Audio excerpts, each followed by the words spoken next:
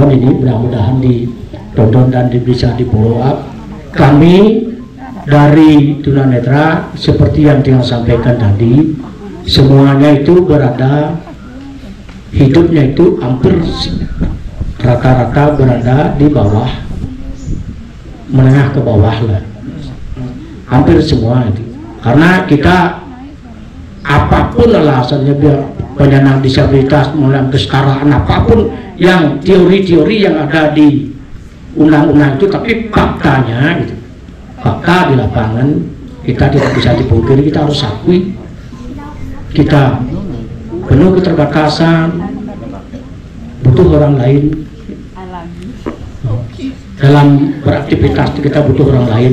Nah, sementara jujur aja Pak Erwin itu yang sampaikan, beberapa dari teman-teman penyandang disabilitas itu tidak terjangkau oleh Perlinsos itu. Dan terjangkau oleh apa? Perlinsos, perlindungan sosial. Oh, perlindungan sosial. Program-program berbeda. Ada beberapa yang tidak terjangkau. Bahkan saya sendiri, saya tidak akan takut. Dulu ketika yang punya anak, yang saya sampaikan tadi, ketika mengusahakan untuk dapat beasiswa KIP, itu harus masuk ke DTKS, data terpadu kesejahteraan sosial. Tapi ketika yang cek ternyata tidak masuk di sana, di desa.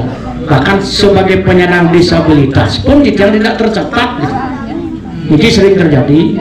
Nah, makanya kepada teman-teman politisi, para mungkin dewan, mungkin agar bagaimanapun juga kami harus mengakui, bukan aja pada mau pengenah jual dulu betul kan ini realitanya memang begitu kan ya, faktanya. Dan banyak teman-teman yang begitu juga ya, tidak tercatat gitu. Kebanyakan. Oh, jadi menurut yang pemerintah itu bukannya tidak mampu, tapi tidak mampu.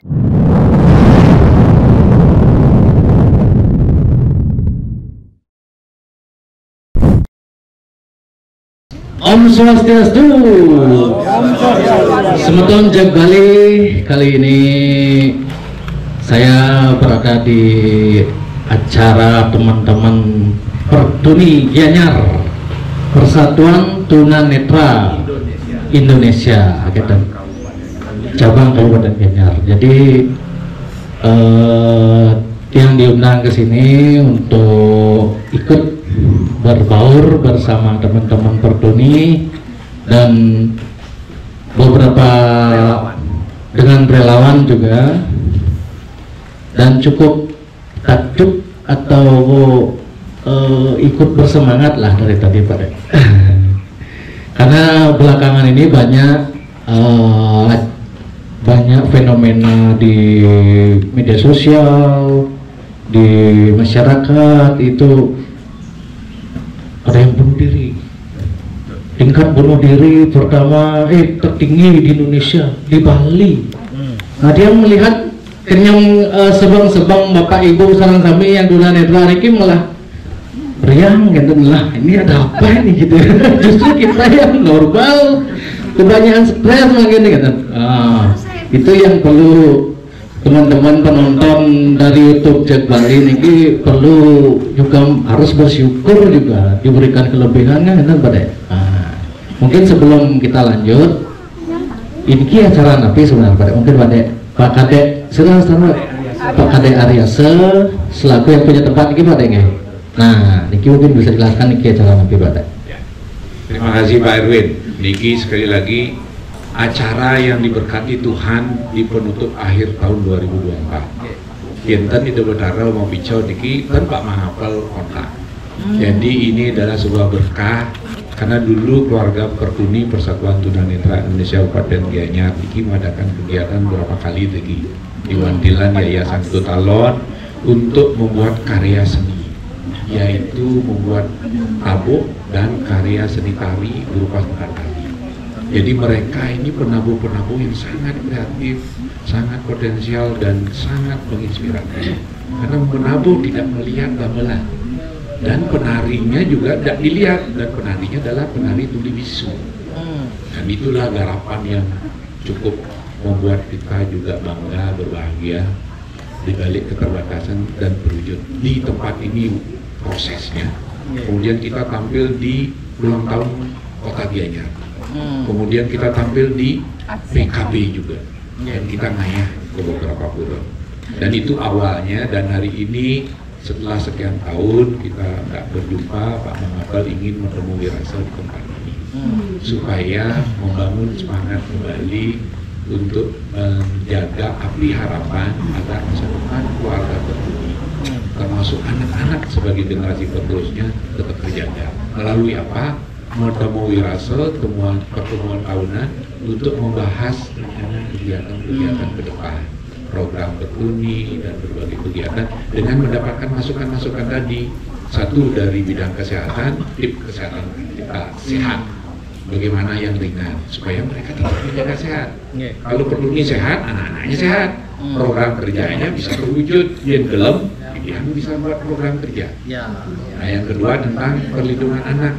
Kira-kira anaknya sibuk bisa HP, orang tuanya hewahnya dia sibuk ngurus HP, pasti terjadi kekerasan. Nah, ini yang kita juga berikan tips-tipsnya yang ringan. Dan terakhir tadi membangun komunikasi. Jujur, hari ini kita berbahagia, Tuhan bilang sederhana ini ada hal yang ringan tapi bermanfaat.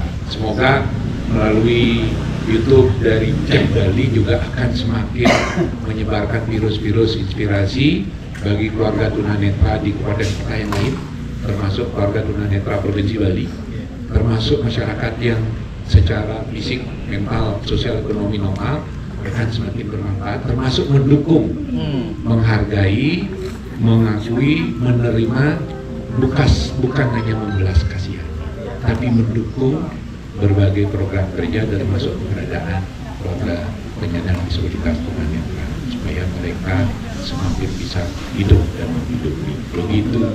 Siap. Terima kasih Pak Dek sudah memberikan ruang teman-teman. Dari Pak Komang Apel, apa kabar Pak Komang? Baik. Oh, pakai mic-nya Pak. Oh, depan.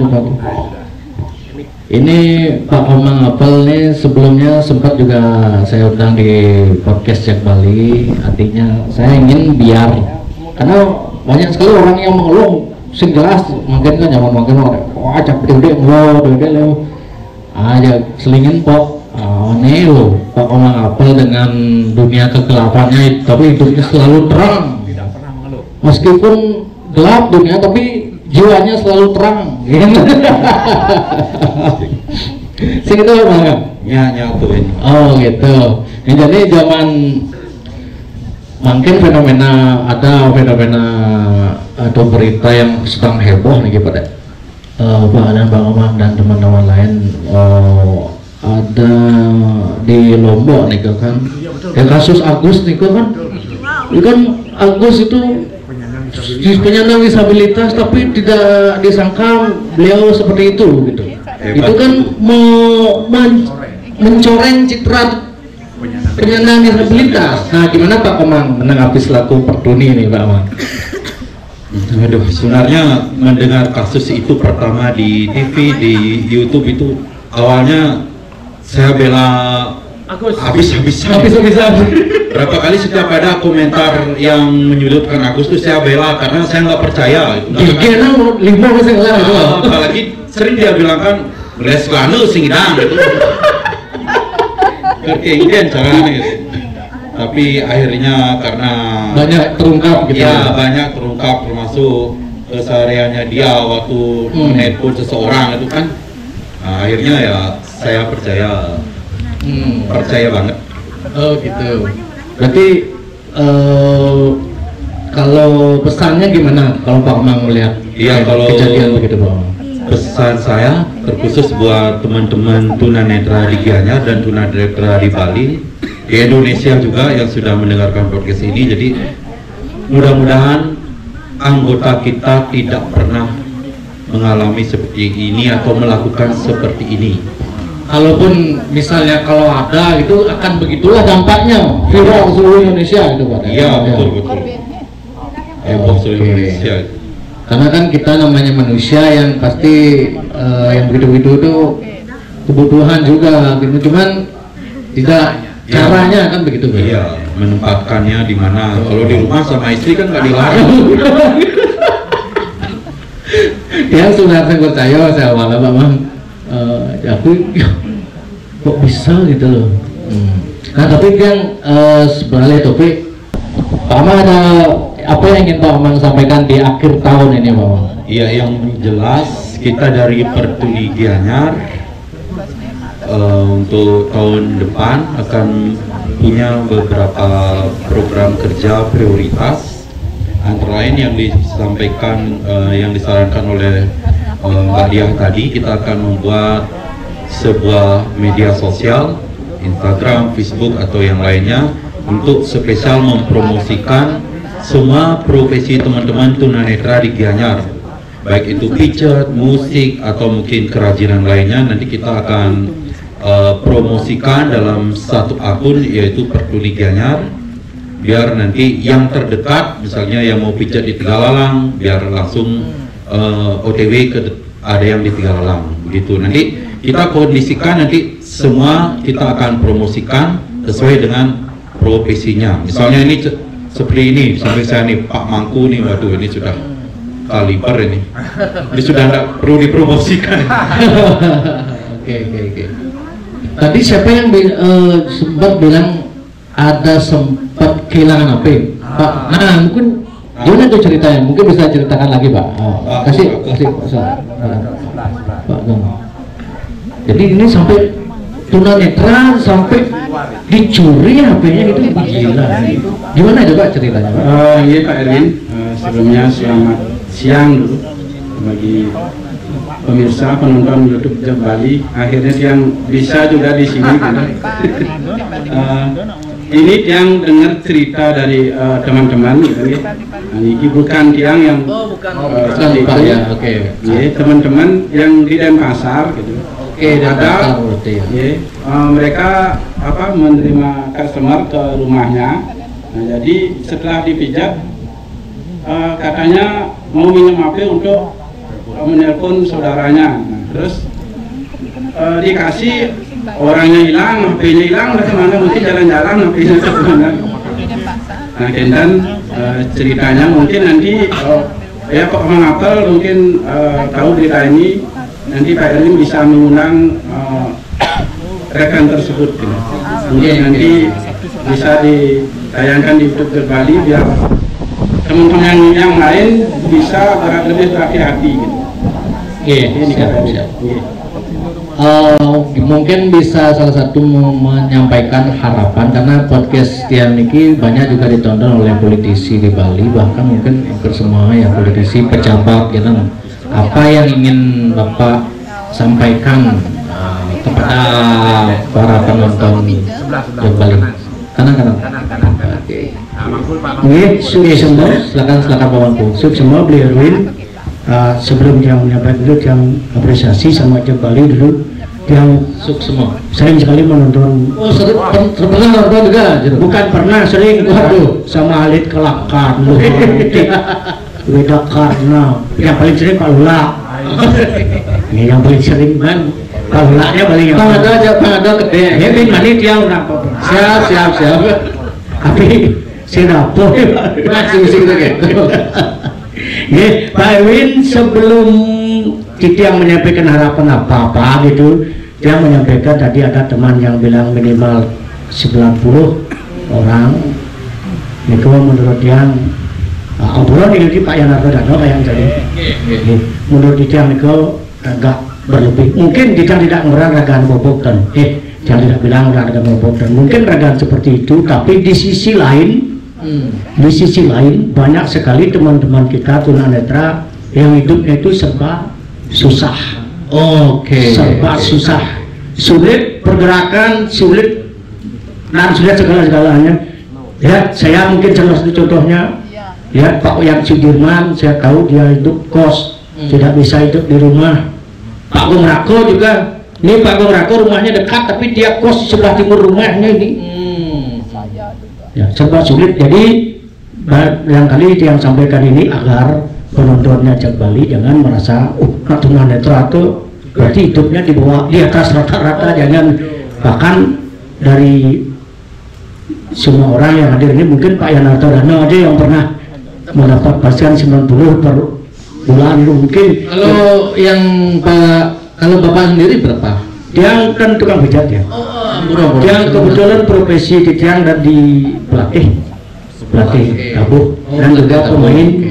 Nah kebetulan juga bisa mesti gelur-gelur makarya kadang-kadang gitu. Terus dalang. Oh, nggih dalang. Terus dalang. Nah di dalang, tapi lebih seringnya dari dalang kerusuh lebih sering. Terus, nah, ini kan dimun Pak Elvin. Jadi menurut harapan karena barangkali Pak Elvin katakan kita tahu Cek Bali itu banyak sekali ditonton banyak politisi. Nah, harapan kami Pak Erwin mudah-mudahan ditonton ini, mudah-mudahan ditonton dan bisa di follow up. Kami dari tunanetra seperti yang dia sampaikan tadi, semuanya itu berada hidupnya itu hampir rata-rata berada di bawah, menengah ke bawah lah, hampir semua itu. Karena kita apapun alasannya, biar penyandang disabilitas, melalui kesetaraan, apapun yang teori-teori yang ada di undang-undang itu, tapi faktanya gitu, fakta di lapangan kita tidak bisa dipungkiri, kita harus akui kita penuh keterbatasan, butuh orang lain dalam beraktivitas, kita butuh orang lain. Nah sementara jujur aja Pak Erwin itu yang sampaikan, beberapa dari teman-teman penyandang disabilitas itu tidak terjangkau oleh Perlinsos itu. Dan terjangkau oleh apa? Perlinsos, perlindungan sosial. Oh, perlindungan sosial. Program-program berbeda. Ada beberapa yang tidak terjangkau. Bahkan saya sendiri saya tidak akan takut. Dulu ketika yang punya anak yang saya sampaikan tadi, ketika mengusahakan untuk dapat beasiswa KIP, itu harus masuk ke DTKS, data terpadu kesejahteraan sosial. Tapi ketika yang cek ternyata tidak masuk di sana di desa. Bahkan sebagai penyandang disabilitas pun yang tidak tercatat gitu. Ini sering terjadi. Nah makanya kepada teman-teman politisi, para mungkin dewan, mungkin agar bagaimanapun juga kami harus mengakui, bukan apa aja pada mau pengenah jual dulu betul kita nih realitanya memang begitu kan ya, faktanya. Dan banyak teman-teman yang begitu juga ya, tidak tercatat gitu. Kebanyakan. Itu yang sampai sekarang dia belum tahu karena udah bosan Pak Win, bosan datang ke desa itu. Alasannya sudah tercatat. Alasannya di desa kemarin dulu waktu tahun 2000 tahun berapa ya Pak Mangku Pasiko pertama kali ya, 2014 ya. Pak Mangku Pak Mangku Pasiko 2014 saya datang, ada waktu itu kabit sosial dari Provinsi Bali, ada Bagus Pancimo yang menyuruh, anda jangan tunggu, jangan jemput, datangi si gubernur bersangkutan kan gitu. Saya datangi ke dinas sosial Budan Gianyar, katanya saya memang tidak didaftarkan dari desa. Datang ke desa, tidak diusulkan oleh Banyar. Saya datang ke kadusnya bilang datanya bukan dari kami, datanya dari pusat. Ini fakta di pingpong. Ini yang tiang alami, entah apa itu benar kenyataannya yang terlalu biar tidak melempar fitnah bahwa ini itu yang tiang alami. Yang berikut sekitar tahun 2000 berapa anak yang masuk SMP mulai ini. Yang juga untuk mengusahakan 27-17an kayaknya kalau nggak salah. Katanya sekarang kalau di desa itu mengatakan kami tidak punya wewenang untuk memasukkan data. Kami hanya mempunyai wewenang untuk mengkoreksi data yang diturunkan oleh pusat. Itu yang didengar, mudah-mudahan itu yang tahu ini cukup berbahaya juga, karena kalau didengar itu oleh beberapa orang mungkin yang nanti disangka melempar fitnah, yang tidak mengatakan itu aturannya tidak, yang mengatakan itu yang alami. Itu yang tiang alami. Entah aturannya seperti itu atau tidak, yang kurang tahu. Sehingga sampai sekarang yang udah bosan nak yang menikah masuk nggak seng itu. Masih pernah orang di Singapura jadi training udah kena walaupun dengan utang kawin dia orang pang berat cari lalisir ke konrang kok pang berangkat pang udangnya pernah berangkat itu yang terjadi. Nah, kebetulan tahun 2014 itu dia yang jadi ketua Pertuninya, karena itu yang usahakan itu. Tapi di pangkat dilihat orang itu pada tahun yang sama saya juga pernah berhasil bekerja sama dengan Dinas Sosial Kabupaten Gianyar, mengusahakan bantuan usaha ekonomi produktif dari Kementerian Sosial ya. Masing-masing kalau tidak salah ini minimal teman-teman ini terima bantuannya sekitar 7 jutaan tuh. Nah, yang pijat berapa yang pijat? 900. Yang pijat 9 juta per orang ya? Per orang. Kalau dia dulu waktu itu dia mengajukan peternak boleh sekitar 7,5 peternakan yang pijat 9 nih. 9 juta. Itu berhasil kita perjuangkan waktu itu, kan juga mudah-mudahan nih sekretariat pun lebih pak walaupun pak untuk sekretariat juga dulu Pak Win kita mohon ke Pak Bupati. Belum ada sekretariat ya? Belum. Sekarang sudah pak. Sekretariat, home sekretariat berarti. Yang dia dulu gimana yang di Balai Berian ya?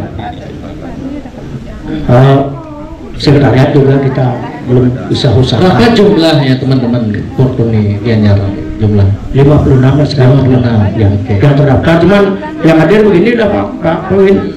Kalau ada yang mengantar hadir mereka. Jadi rencana ada hadir, kebetulan anak datang dia bisa hadir. Demikian Pak Win biar dia siap. Wedan lagi ada lagi. Nah silakan.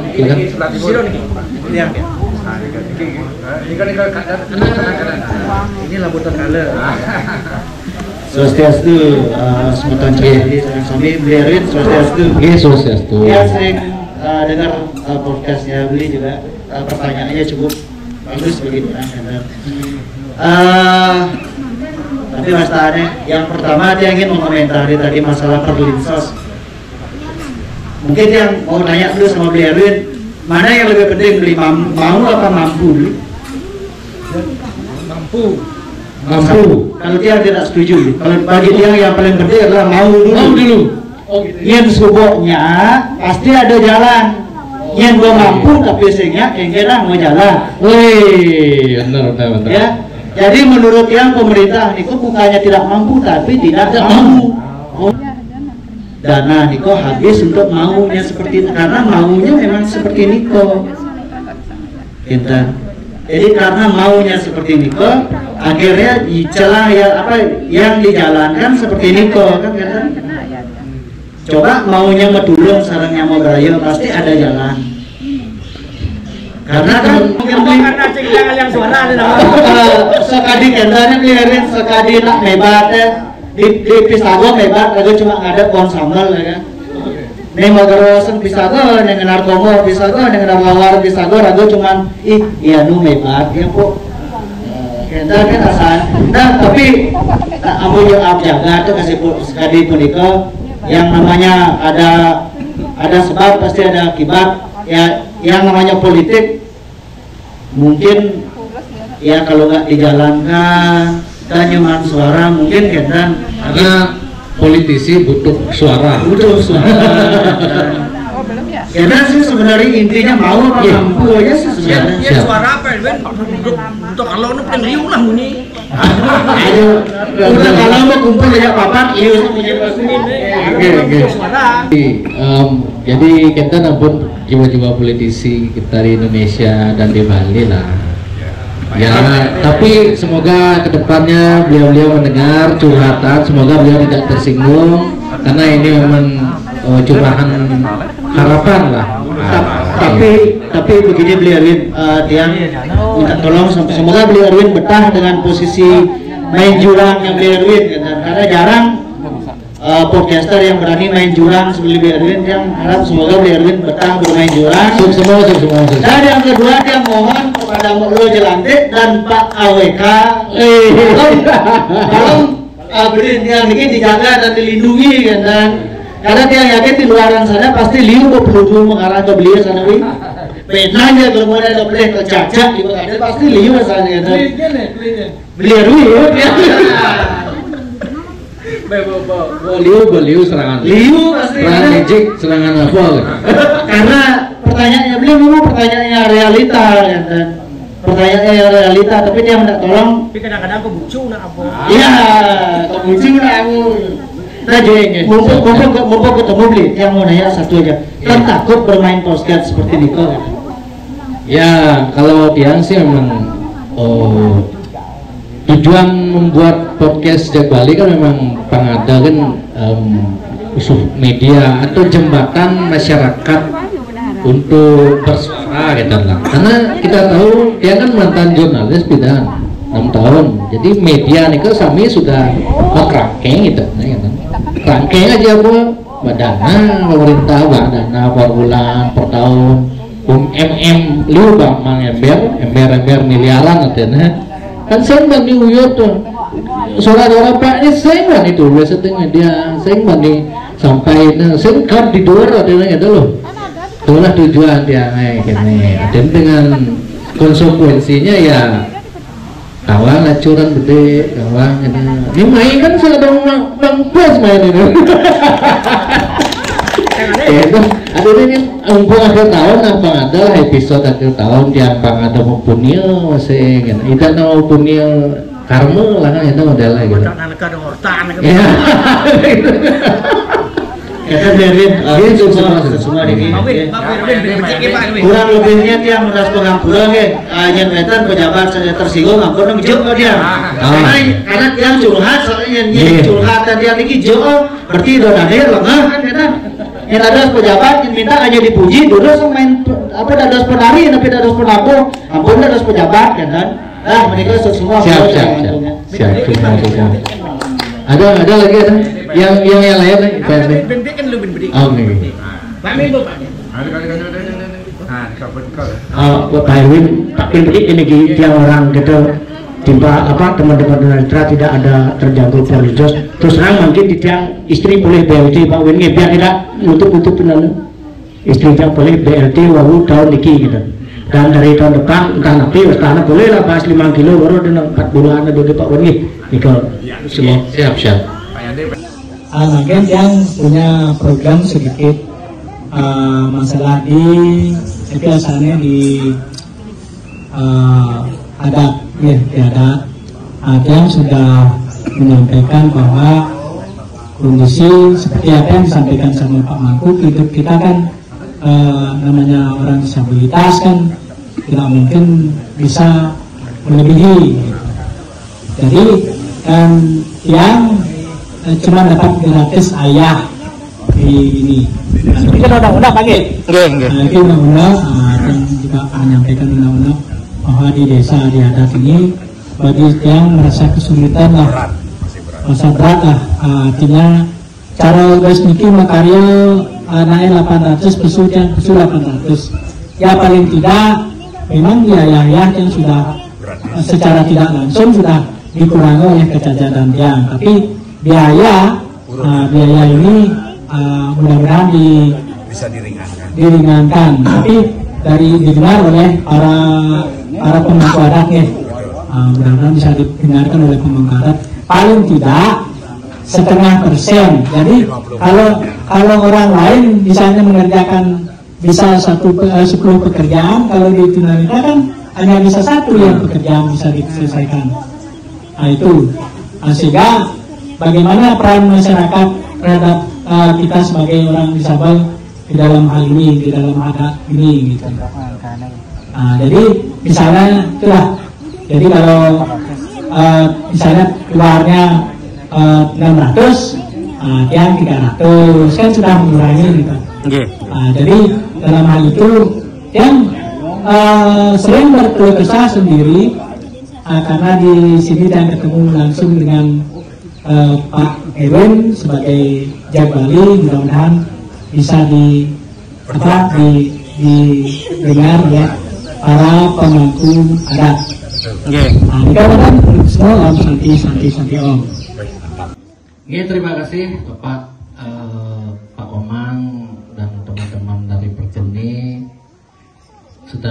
bercerita sedikit.